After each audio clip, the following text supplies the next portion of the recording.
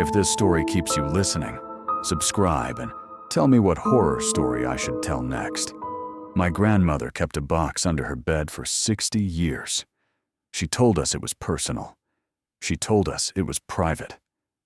She told us once, when my father pressed her during a Thanksgiving argument that had drifted into old family silences, that it belonged to her brother, a man I'd never heard of, whose name appeared in no family record, no government file, no cemetery plot in the 3 counties where Cooks had been buried since 1860.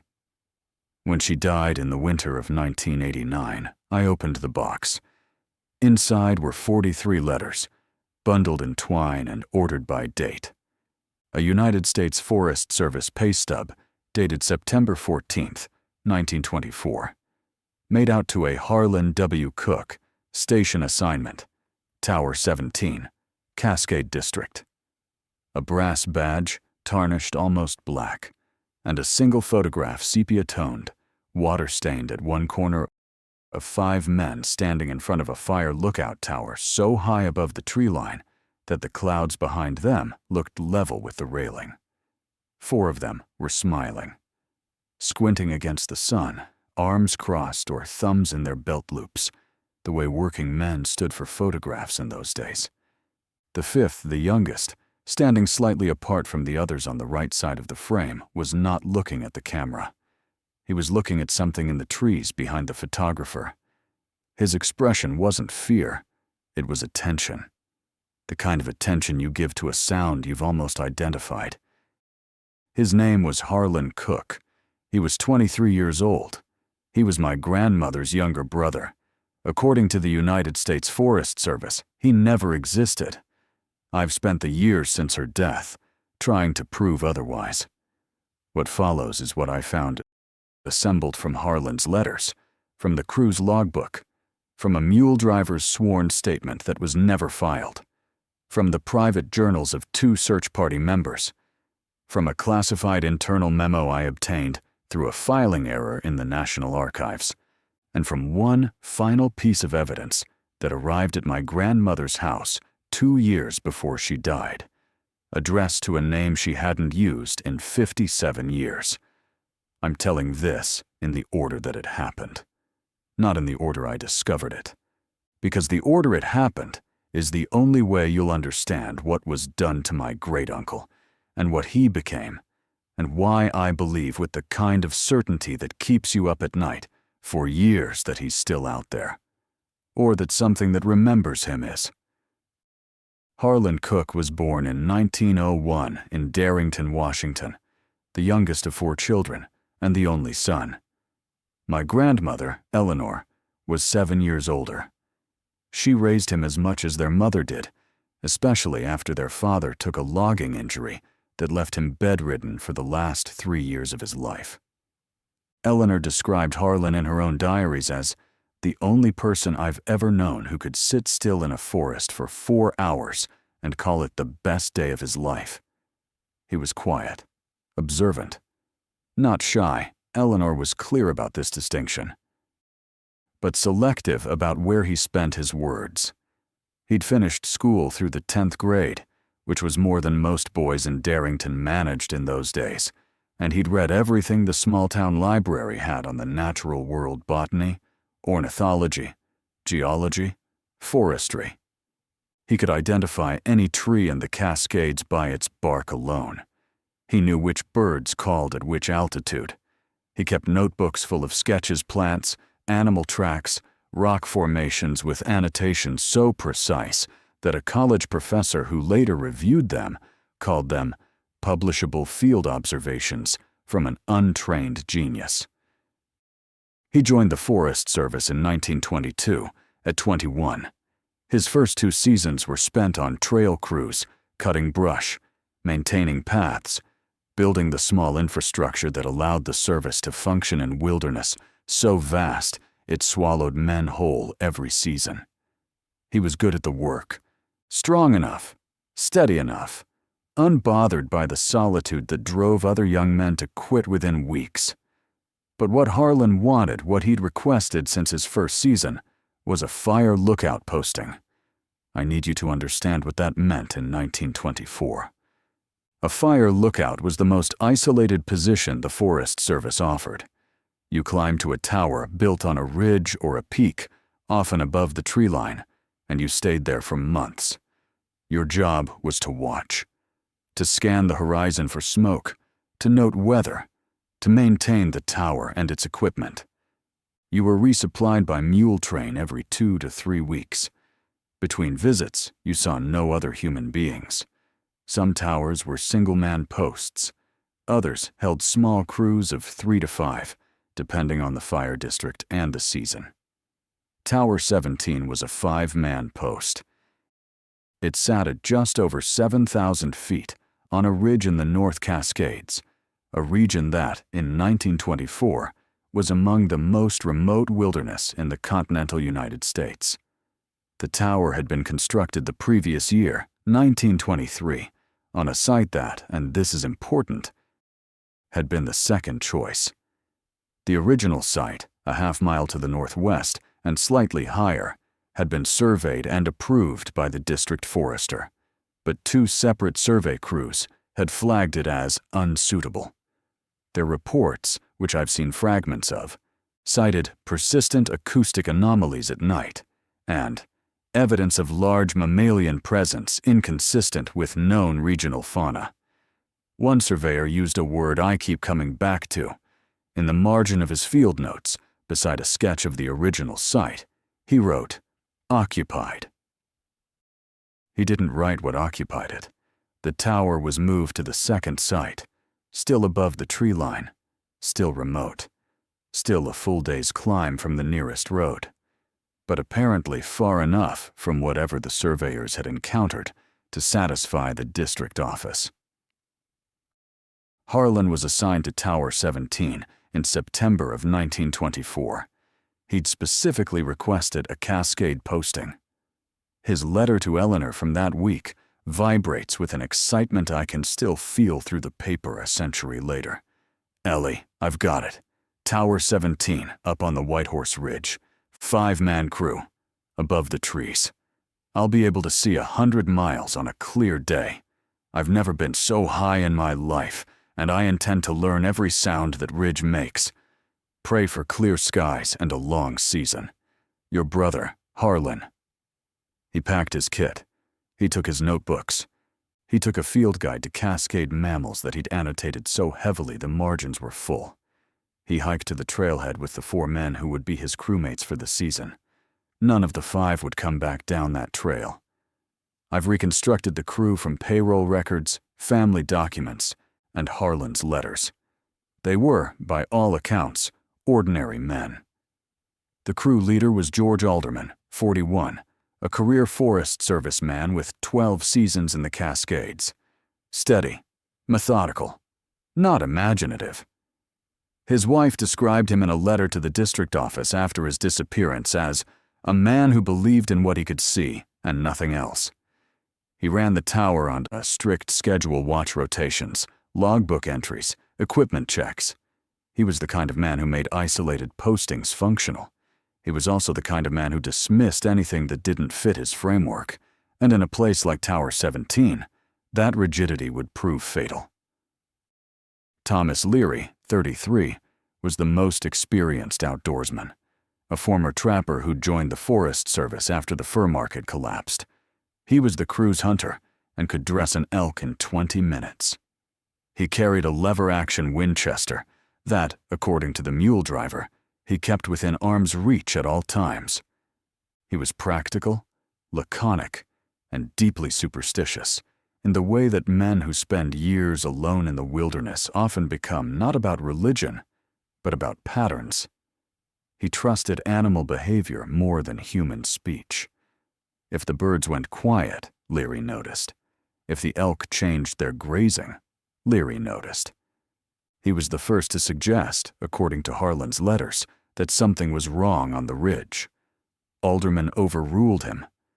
Robert Fenn, 28, and his brother James Fenn, 26, were the crew's laborers, strong, competent, and close in the way brothers who'd grown up working their father's failing wheat farm were close. They'd taken the Forest Service posting for the pay. Robert was the steadier of the two. James was more anxious, more talkative, more prone to the kind of nervous energy that isolation sharpens into something brittle.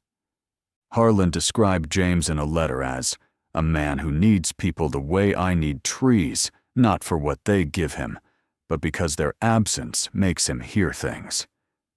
And then there was Harlan, the youngest, the most educated, the one who had asked to be there.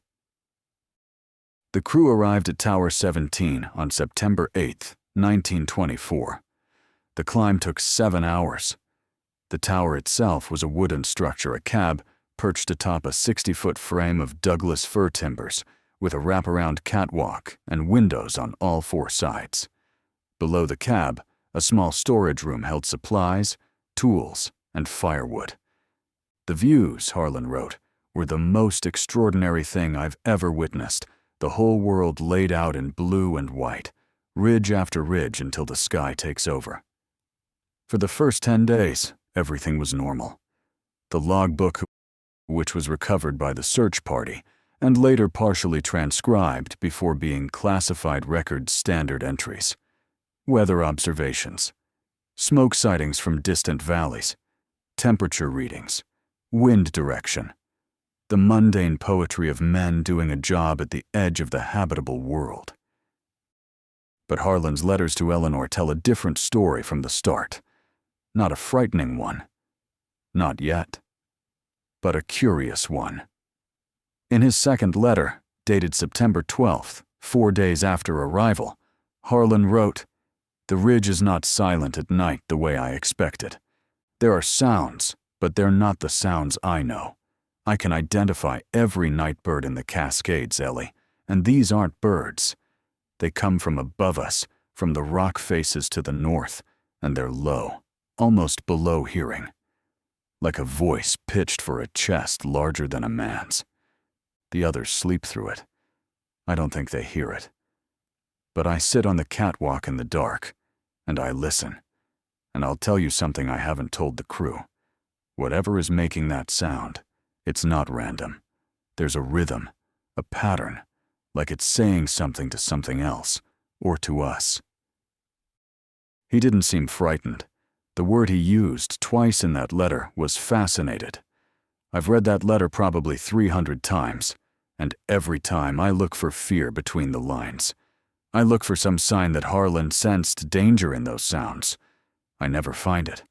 What I find instead is something that, knowing what came later, feels worse than fear. Recognition. As if something on that ridge was speaking a language Harlan had been waiting his whole life to hear. The sounds continued, every night, according to Harlan's letters. Always from the north, always low, always after full dark, when the wind dropped and the ridge went still. Harlan documented them with the same precision he gave to everything. In his third letter, dated September 16th, he attempted to describe the vocalizations in detail. 3 distinct types, Ellie.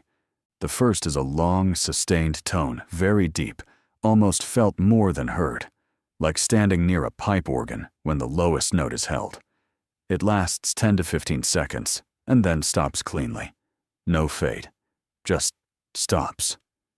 The second is shorter, more percussive, a series of low barks or grunts, 3 to 5 in a sequence, spaced evenly. The third is the one that keeps me awake. It's higher than the others, but still below what I'd call a normal voice. It rises and falls. It modulates.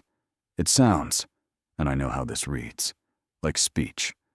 Not English, not any language I've heard, but structured, intentional, repeated with variation, the way you'd repeat a phrase with different emphasis. He told the crew. Alderman, the crew leader, attributed the sounds to wind channeling through the rock formations. Mountain acoustics, he told Harlan, according to the logbook. Leary, the trapper, said nothing, but Harlan noted in his letter that Leary had begun sleeping with his rifle inside his bedroll rather than hung on the wall rack. The Fenn brothers didn't hear the sounds at all, or claimed not to. By the end of the first week, Harlan had begun going outside at night to listen. He sat on the catwalk, wrapped in a wool blanket, his notebook on his knees, and he transcribed what he heard. Not in words, he couldn't capture it in words, but in marks. Lines and curves, shapes that followed the rhythm of the sounds. A visual notation system for something he couldn't record any other way. I have those notebook pages. They're in the box. And I've compared them to something else, something that wouldn't exist in any context available to Harlan in 1924. The marks he drew match with disturbing precision. The patterns found carved into trees in the North Cascades by researchers studying alleged Sasquatch territorial behavior decades later. Parallel lines, curved intersections, repetitive groupings of three. Harlan was not copying the tree marks, he hadn't found them yet. He was transcribing sounds, and the sounds matched the marks. He was hearing their language, and without knowing it, he was already learning to write it. On September 19th, day 11, two things happened. First, Leary and Robert Fenn, on a water run to the cistern 200 yards below the tower, found tracks. The logbook entry is terse Alderman's handwriting. Tracks near cistern. Large. Fenn estimates 17 inches. Leary says not bear. Possibly elk distortion in soft ground. We'll monitor. 17-inch tracks. Elk distortion. I want you to sit with the absurdity of that explanation for a moment. An elk has a cloven hoof roughly 4 to 5 inches long. To produce a 17-inch impression that Leary, a man who'd trapped animals for a decade, explicitly said was not bear, you'd need a level of distortion that exists nowhere in tracking literature. Alderman didn't believe his own explanation. He just didn't have another one he was willing to write down. Second, Harlan found the tree marks. He'd gone for a walk along the ridge north, toward the rock faces where the sounds originated, and a quarter-mile from the tower, he found them. Carved into the bark of subalpine fir trees at a height of roughly 7 feet. Parallel lines, curved intersections, groupings of 3, identical to the marks in his notebook. His letter to Eleanor that night is the shortest he ever sent. Just 3 lines. Ellie, I found marks on the trees today. They match the sounds. Something is writing up here, the same way I've been writing. I don't think we're alone on this ridge. I don't think we've ever been alone on this ridge. H. The next morning, Harlan began carving on the tower railing. Alderman told him to stop. The logbook entry from September 20th reads, Cook carving on W railing. Unauthorized. Told to cease. Claims the marks mean something. Reminded him that defacing government property is a disciplinary offense. He stopped. Found new marks on the railing this morning. He's doing it at night. Harlan wasn't defiant by nature. He wasn't the kind of man who challenged authority for its own sake. But something had shifted in him. His letters to Eleanor from this period are different not in content exactly, but in texture. The sentences are shorter. The observations are more precise. The warmth is still there, but it's joined by something else. Purpose. I know what I'm doing seems strange, he wrote on September 21st. But I need you to understand, the marks on the trees are not random. They follow the same structural rules as the sounds I've been hearing. 3-part groupings, rising and falling sequences, repetition with variation. Whatever is making them is communicating. And I truly believe that by reproducing the marks, I'm communicating back. I haven't seen anything yet, but something has changed since I started carving. The sounds at night are different now, closer, and there's a new element, a single low tone, sustained, that comes after I finish carving and go inside, as if it's acknowledging. I want to be careful here about what I'm suggesting. I'm not a scientist. I'm not a cryptozoologist. I'm a man with a box of letters and a 60-year family secret.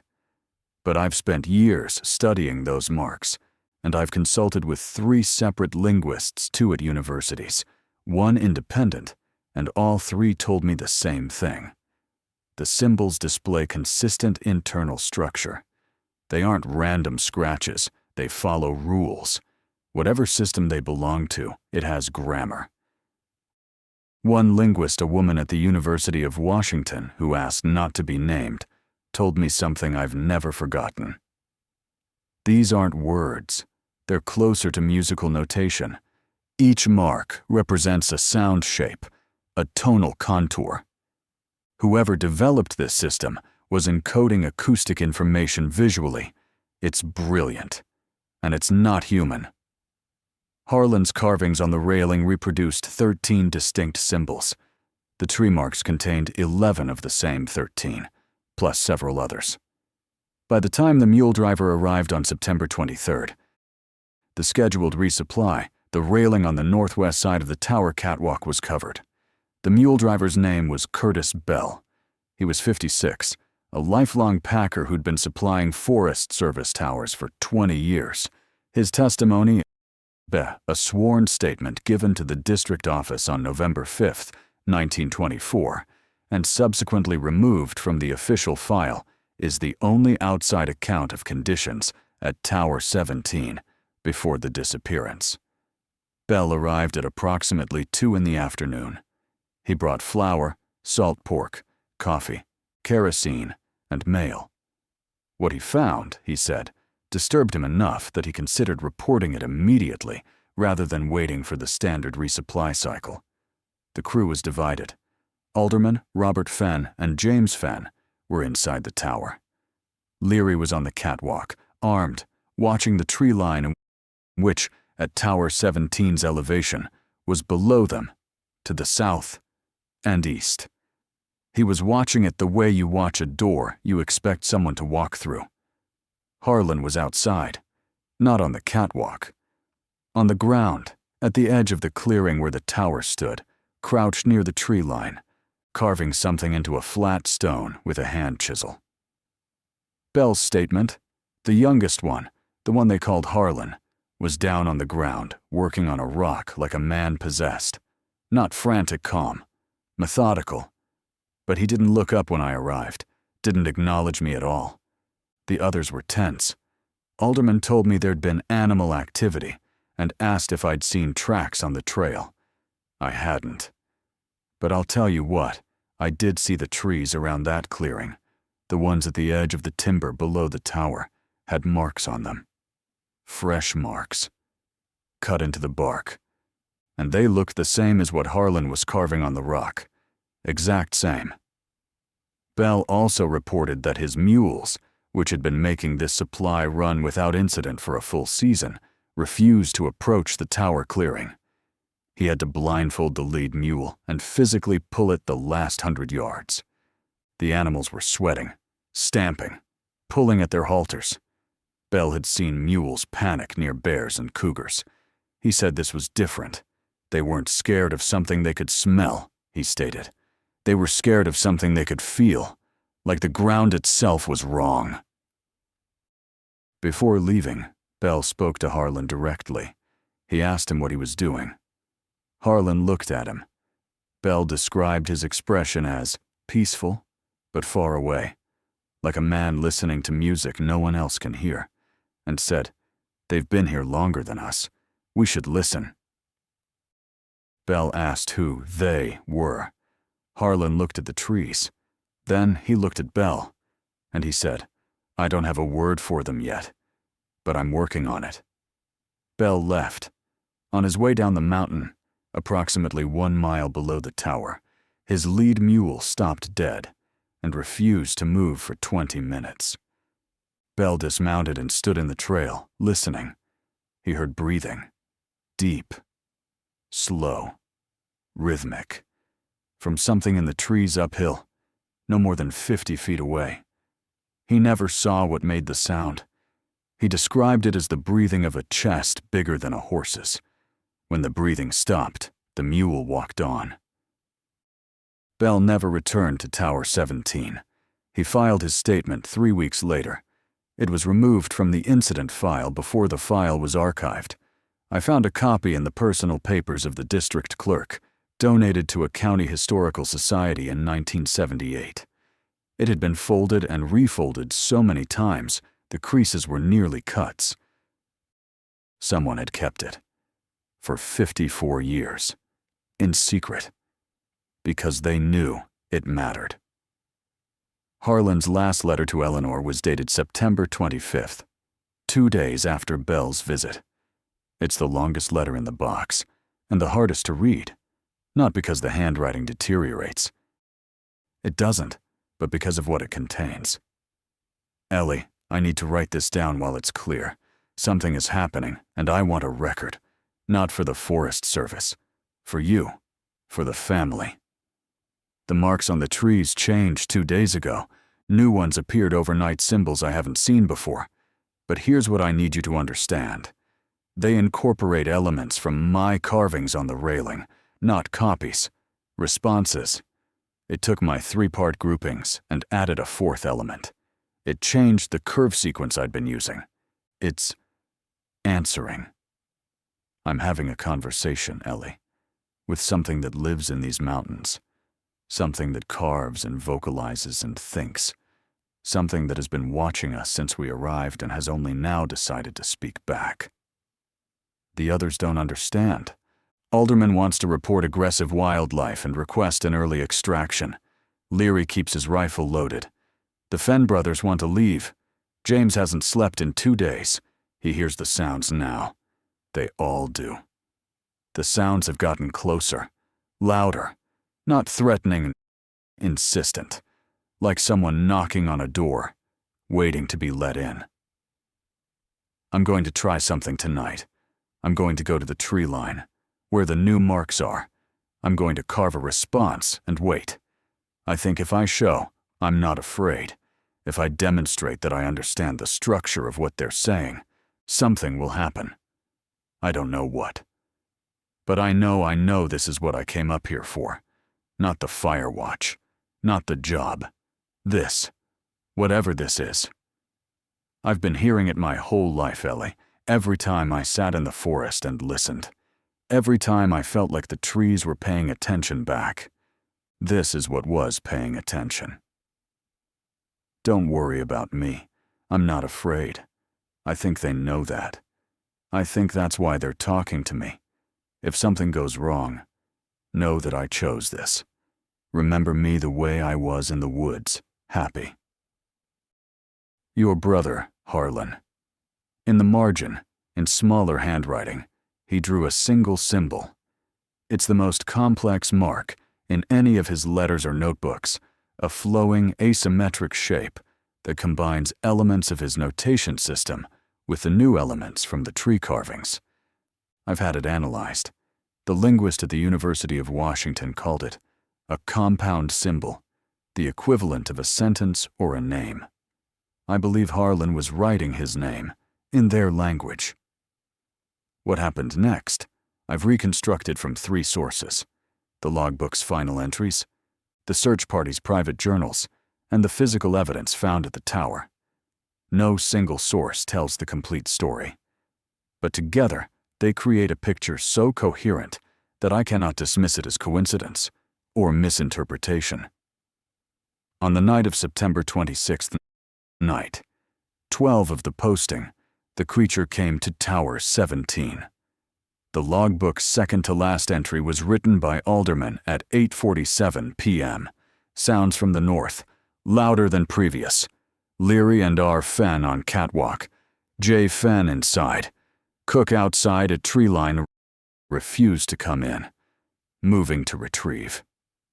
Alderman went down to get Harlan.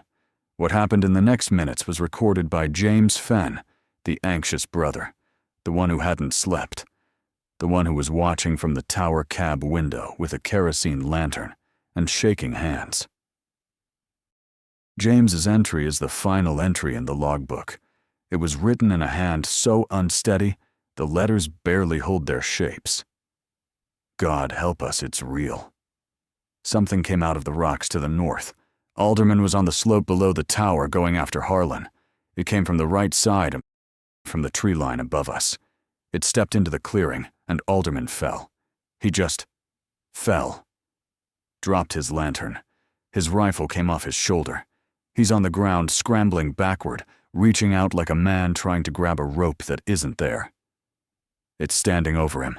I can see it in the lantern light before the lantern went sideways. It's shaped like a man, but it is not a man. It's 8 or 9 feet tall, covered in dark hair. Its face is watching Alderman, but its body is turned toward the tree line, toward Harlan. Harlan is standing at the tree line. He's not running. He's facing it. He's not afraid. He's looking at it the way you'd look at someone you recognize. It's not attacking Alderman. It's between him and Harlan. It moved past Alderman. Alderman is on the ground, crying. The creature is walking toward Harlan. Walking. Not running. Not charging. Walking. Like it came here for him. Harlan is walking toward it. I need to stop here and tell you what this moment looked like from the outside, because I've stood on that slope. I've seen the tower. I've imagined the lantern light spilling sideways across the dirt and rock, the darkness of the tree line, the impossible shape of something that shouldn't exist moving through the space between a man on the ground and a man who wasn't running. The tower above them, lit from within, glowing against the black sky like a lighthouse at the edge of the known world. Alderman on the slope, his rifle just out of reach, his body pressed against the earth, his hand reaching for something help, a weapon. God, anything while above him, something enormous and deliberate walked past him as if he were furniture. And Harlan, standing at the tree line, calm, walking forward. This is the image. This is what happened. A man on the ground in the dirt, and a creature that wasn't there for him, and another man stepping willingly towards something the rest of his crew would have given anything to escape. James Fenn wrote nothing else. The logbook ends, but the night didn't. What happened next comes from Leary's actions, which I've reconstructed from the search party's physical evidence. Leary was on the catwalk. Leary had his Winchester, and when the creature moved toward Harlan, when it passed within 30 feet of the tower, Leary fired. The search party found the rifle casing on the catwalk. They found the gouge in a tree trunk where the round struck at a height of approximately 8 feet. Whether Leary hit the creature, I don't know. What I know is what happened after the shot. The sounds that had been coming from the north, the low, patterned vocalizations erupted. Not one voice, multiple. The search party members who later interviewed James Fenn's wife reported that James had told her, in the brief period before his death on the mountain, that the whole ridge screamed. Not roared, not howled, screamed, from multiple points, north, east, west, as if the creature at the tower was not alone, as if it had never been alone. Harlan turned to the crew, according to what James told his wife before he died, and this is third hand, I know, but it's all that survives. Harlan turned and said, clearly, his voice carrying up to the tower, "It's not here for you. Don't shoot." They'd already shot, and something on that mountain shifted, the way a conversation shifts when a word can't be taken back. In the hours after the gunshot, the crew of Tower 17 made their decisions. I can reconstruct those decisions from the evidence, but I can't tell you exactly when each one was made, or in what order, because the logbook was closed and the night was chaos. Here is what I know. Robert and James Fenn left the tower.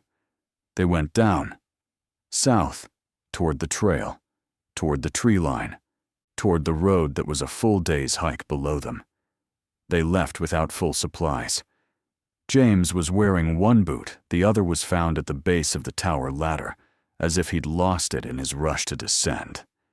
They left at night, in the dark, on a mountain they didn't know well enough to navigate without daylight. The search party found them 6 days later.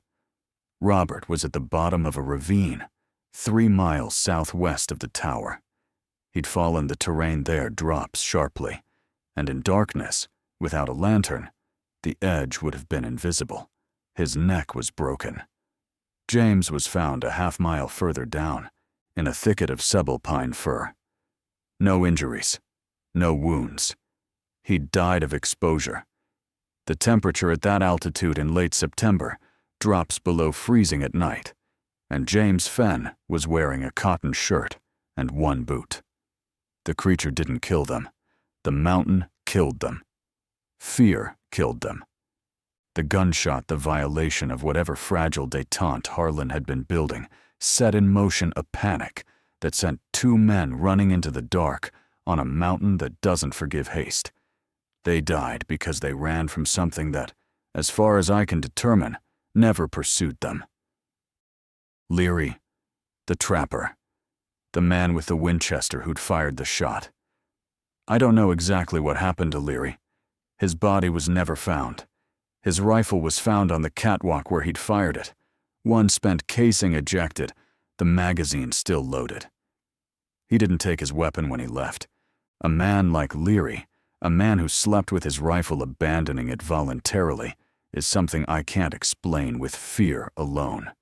Something made him leave it, or someone convinced him to. His belongings inside the tower were arranged, not scattered, not abandoned in panic. Arranged. His bedroll was folded. His pack was closed and buckled. His personal effects, a pocket watch, a photograph of a woman I've never identified, a pouch of tobacco were laid on top of the bedroll in a neat line, as if someone had cleaned up after him. Or as if he'd prepared to leave, deliberately, knowing he wasn't coming back. I've gone back and forth on Leary for years. Did the creature take him? Did Harlan convince him to come? Did something happen on that catwalk, in the dark, after the Fenn brothers fled, that changed Leary's mind about what he was witnessing? I don't have answers. I have a folded bedroll and an abandoned rifle and a man who walked off a mountain and was never seen again. And Harlan. Harlan left the clearing that night. He walked into the tree line.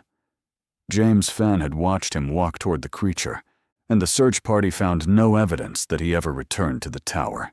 His personal belongings were still inside his pack, his clothing, his field guides, but not his notebooks. The notebooks were gone. He took them with him. He also took off his boots. The search party found them at the edge of the tree line, placed neatly side by side, toes pointing toward the mountains, as if he'd removed them before walking into the forest. Barefoot, by choice. One of the search party members, a man named Dalton Reed, whose private journal I obtained from his grandson, wrote about finding those boots. We found Cook's boots at the tree line, set down neat as you please, like a man leaving them at his front door.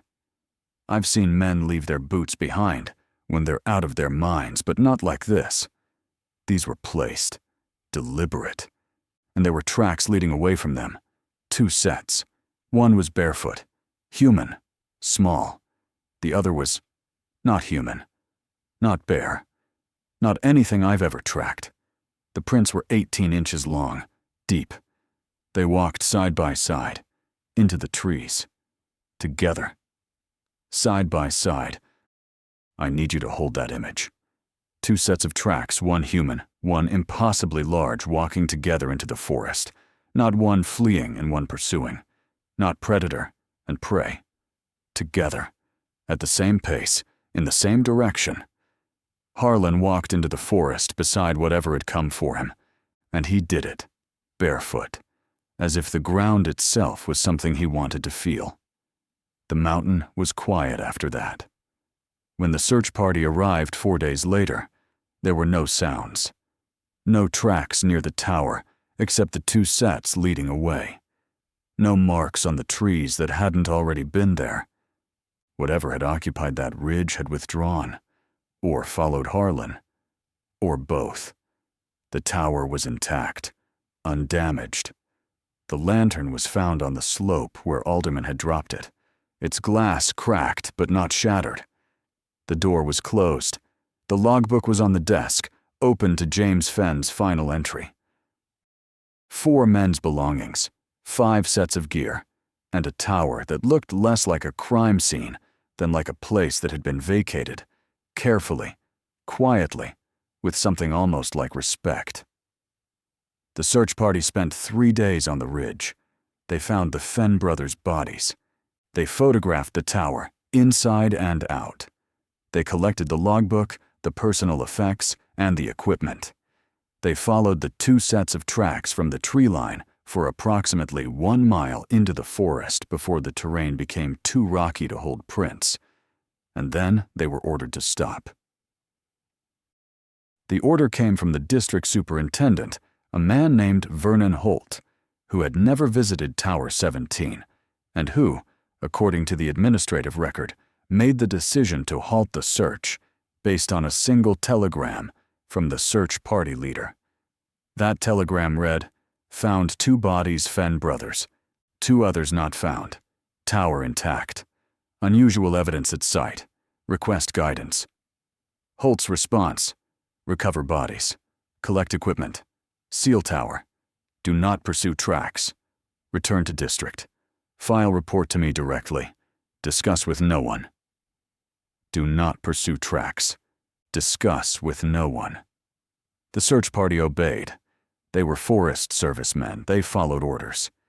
But Dalton Reed, the tracker whose journal I mentioned, kept his own record.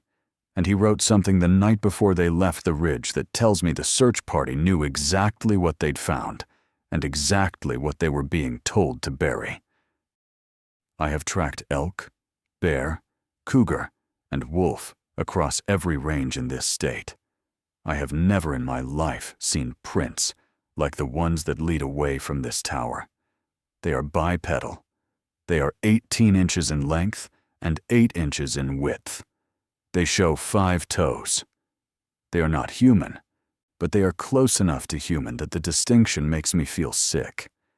And they walked beside Cook's barefoot prints for a mile as peacefully as 2 men on a Sunday stroll. I don't know what walked beside that boy, but I know it wasn't an animal. Animals don't walk beside their prey." The official report was filed on November 2nd, 1924. I've seen it. It's 4 pages long. It lists 4 crew members: Alderman, Leary, Robert Fenn, James Fenn. It attributes the disappearance to voluntary abandonment of post during inclement weather conditions. It notes the recovery of 2 bodies, the Fenn brothers, and classifies the other 2, Alderman and Leary, as presumed deceased exposure. It makes no mention of tracks, no mention of carvings, no mention of vocalizations, no mention of Curtis Bell's supply visit, no mention of the logbook's final entry, no mention of Harlan Cook. Harlan was erased, not just from the report from the record. His personnel file was removed from the district archive. His name was deleted from the Tower 17 crew manifest. His pay stub, the one my grandmother kept, was the only surviving government document acknowledging he'd ever been employed by the Forest Service. I found the memo that authorized the erasure. It was in a misarchived box at the National Archives, a box labeled Cascade District Administrative, 1920 to 1929, that should have been destroyed in 1952, but was misfiled under a different index number and survived. The memo is dated November 15th, 1924. It's signed by Vernon Holt. It reads, "Per directive of the Regional Forester's Office, all references to the 5th crew member assigned to Tower 17, Cook, H.W., are to be removed from incident reports, personnel files, and station records. The incident is to be reclassified from 5-man crew loss to 4-man crew loss. Reason: to prevent public disruption and institutional credibility damage regarding unexplainable personnel incident. The nature of Cook's departure from the station is inconsistent with any recognized category of personnel loss and if disclosed, would invite speculation harmful to the service's mission and public trust. The nature of Cook's departure from the station is inconsistent with any recognized category of personnel loss. They didn't erase Harlan because he died. They erased him because what happened to him couldn't be filed, couldn't be categorized, couldn't be made to fit inside the boxes that institutions use to contain reality. He walked into the forest beside something that wasn't human, and the United States government decided the simplest solution was to pretend he had never been born. There's a photograph in the search party's file, one of 4 that survived. 3 show the tower, the interior, and the Fenn brothers' recovery site. The 4th shows the inside of the tower cab. On the desk, the logbook. On the wall hooks, 5 coats. On the floor, 5 bedrolls, though one Harlan's is rolled and set apart from the others, already packed. 5 sets of gear for a crew that officially numbered 4. Someone in 1924 looked at that photograph and decided that the 5th coat, the 5th bedroll, the 5th set of gear would simply be unseen. That the count was 4 because the report said 4, and the report was the truth, and anything the photograph showed to the contrary was a clerical error. I have that photograph. I look at the 5th coat on the wall, and I think about a 23-year-old man who heard something no one else could hear, who learned to write in a language no one else could read, who walked barefoot into the forest beside something the world has spent a century pretending doesn't exist. And I think about my grandmother, keeping his letters in a box under her bed for 60 years, waiting for someone to care. The story should end there. The mystery, the erasure, the buried evidence. It should end with a young man who vanished and a system that swallowed the truth. But it doesn't end there, because Harlan came back, not in person, not to Darrington, but he reached out, twice. The first time was 1926, 2 years after his disappearance. My grandmother received a letter. It arrived in a standard envelope, postmarked from Marble Mount, Washington, a small town at the base of the Cascades, roughly 30 miles from the Tower 17 trail. There was no return address. The handwriting was Harlan's. Eleanor confirmed this to her own diary. I would know his hand anywhere, the way he curls his H's and doesn't cross his T's properly. She'd examined it against his earlier letters. She was certain. The letter read, "Ellie, I am well. I am where I belong. Do not look for me. They are kind. They are old. They remember things we've forgotten. I am learning. I know you've been told I don't exist. I know what they've done to my name. It doesn't matter. Names are sounds. I have new sounds now. Don't come looking. Not because it's dangerous, it isn't. Not if you understand, but because this is mine now. This is where I was always going. I miss you. I miss the house and the kitchen and the sound of Dad's clock. But I don't miss the world. The world is small, Ellie. What's up here is very, very old and very large in every sense. Your brother, always. H. My grandmother kept this letter. She never showed it to anyone. Not her husband, not her children, not my father. She wrote in her diary that she decided the same week the letter arrived to honor Harlan's request. She would not look for him. She would not tell anyone he was alive. She would keep his memory in a box under her bed, and she would wait. I've asked myself 1,000 times whether she made the right choice. Whether, if she'd gone public, if she'd shown the letters to a newspaper or a lawyer or a search team, anything would have been different. I don't know. Maybe they'd have found him. Maybe they'd have driven him deeper into the mountains. Maybe they'd have provoked whatever was up there. Eleanor weighed those possibilities for 60 years and chose silence. She chose her brother's peace over her own grief. I'm not sure I could have done the same. But the second contact, the second reach, wasn't from Harlan, or wasn't only from Harlan, and it changes everything.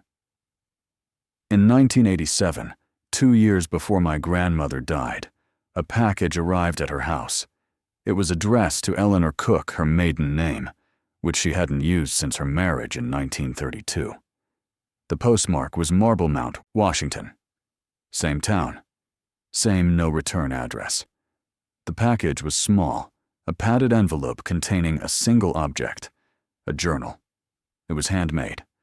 The cover was animal hide elk, I think, stitched with sinew. The pages were a mix of what appears to be handmade paper and thin bark sheets. It was worn, stained, lived in. It had clearly been used over many years. The journal contains approximately 60 pages of text. The text is written in 2 languages, or, more precisely, in one language that transitions into 2. The early pages are in English. Clear, steady, recognizably Harlan's handwriting.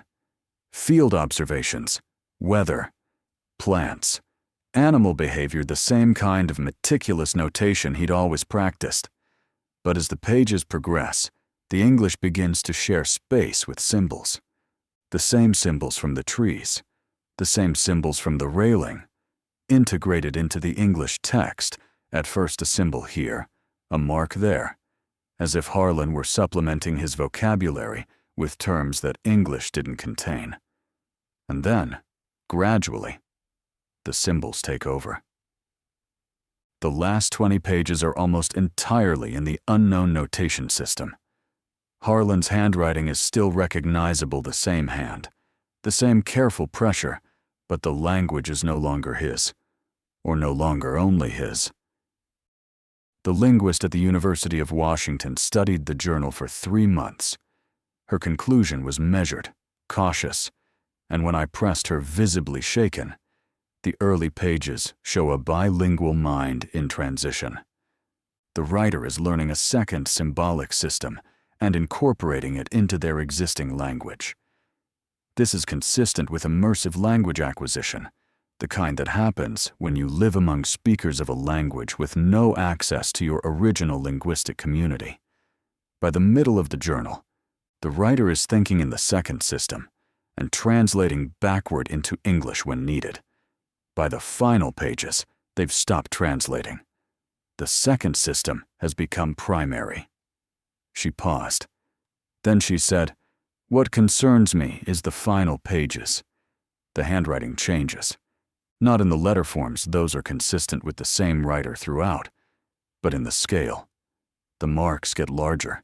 The pressure gets heavier, as if the hand that was writing was growing, or as if a larger hand was being guided by the same mind." I don't know what to do with that observation. I've tried to explain it. I've tried to find rational frameworks that accommodate a man's handwriting growing larger over years in a journal that spans what appears to be decades of entries. I can't. So I'll simply tell you what's there and let you decide. The journal's final page is in English. Just one line, written in Harlan's hand, but larger, much larger. The letters nearly 2 inches tall, pressed deep into the bark paper. They are not what you think. Neither am I. Not anymore. And below it, in smaller writings, still Harlan's, but somehow gentler, as if added later, as an afterthought or a postscript. Tell no one, but remember us. Us. My grandmother never saw the journal's final pages. Her eyesight was failing by 1987, and she couldn't read the smaller text. My father found it after her death, assumed it was a family keepsake, and put it back in the box without examination. It sat there for another 6 years until I opened the box in 1989 and began this investigation. But I've thought about the timing. The package arrived in 1987. My grandmother died in 1989. She was ill for the last year of her life, a slow decline that the family watched helplessly. The package arrived while she could still receive it, still hold it, still know what it was. Barely. As if whoever sent it knew her window was closing. How would someone living in the mountains of the North Cascades, someone who'd left human civilization in 1924, know that an elderly woman in Darrington, Washington, was dying? I don't have an answer, but I have a suspicion that I'll share, because it's the only framework that accommodates everything I've found. I don't think Harlan sent the journal alone. I think something that knew Harlan, something that had lived beside him for 63 years, something that had learned from him the way he had learned from it, understood that his sister was fading, understood family, understood the need to send a message before a connection was permanently severed. I think the creatures and I use the plural deliberately because the evidence from the night of September 26, 1924, indicates multiple individuals on that ridge are not what any of us think. Not animals, not monsters, not the howling, mindless beasts of campfire stories. They are something older and more complex, something with language, with territory, with memory, with what I can only call culture. Because what else do you call a system of symbols that can be taught, learned, and shared across species? Harlan didn't die on that mountain. He was chosen, selected, not as prey as a student, or a companion, or something our language doesn't have a word for yet.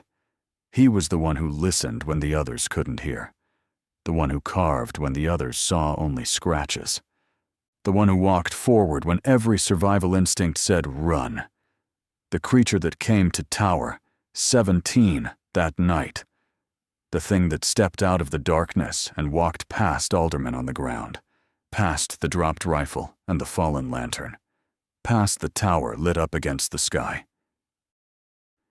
It wasn't hunting, it was collecting, taking home the one who had learned enough to be welcomed. And the four others, Alderman, who couldn't accept what he couldn't file, Leary, who answered with a rifle, the Fenn brothers, who ran. They weren't the targets. They were never the targets. They were casualties of their own fear, their own rigidity, their own inability to conceive of a world larger and stranger than the one they'd been taught to inhabit. The Forest Service buried it because burying is what institutions do when reality exceeds their filing system. Vernon Holt signed a memo, and Harlan Cook stopped existing. The carvings were left to weather. The logbook was sealed. The mule driver's statement was removed.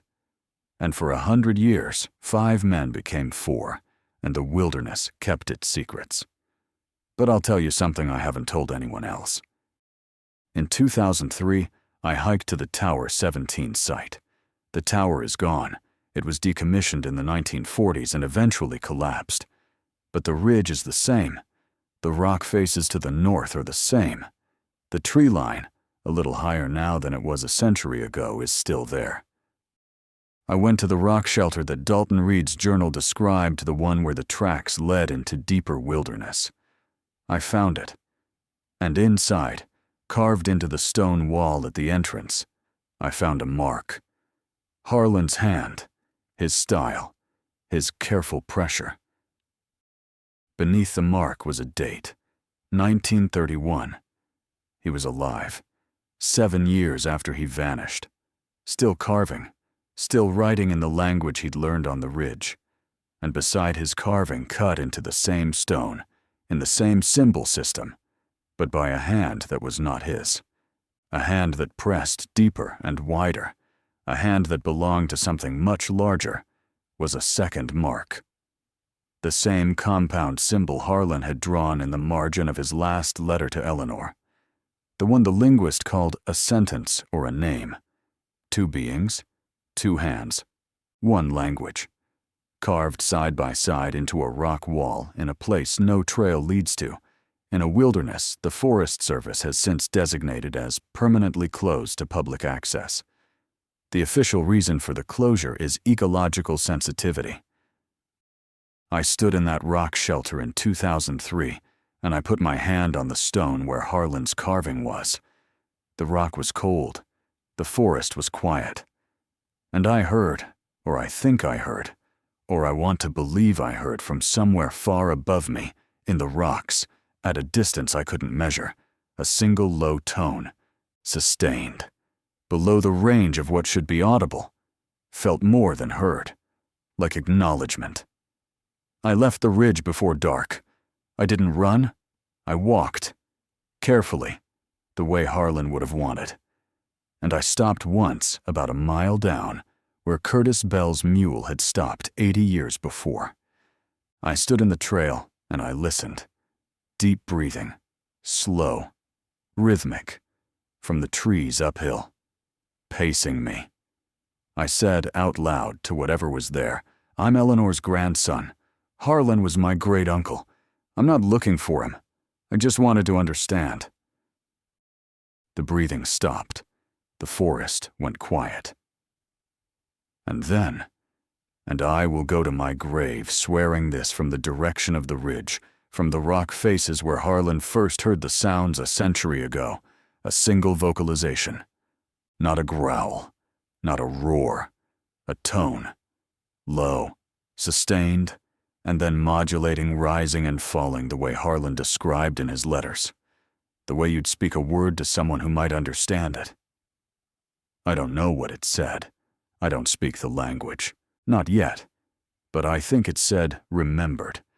I think, on that ridge above the tree line, in a place the maps have tried to erase, something very old and very patient heard a family name it recognized, and it answered.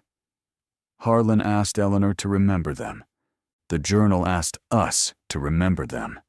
And whatever is still up there, whatever Harlan became, or joined, or gave himself to it, remembers us too. The box is still under my bed now. The letters, the journal, the photograph of 5 men and a tower above the clouds. I keep it the way my grandmother kept it, private, protected, waiting. Not because I'm hiding it, because some truths aren't meant to be filed. They're meant to be carried, quietly, by the people who understand that the world is larger than we were told, and older than we know, and that somewhere above the tree line, in a language carved into stone and spoken in tones below human hearing, something is still trying to tell us so. I just hope we're listening this time.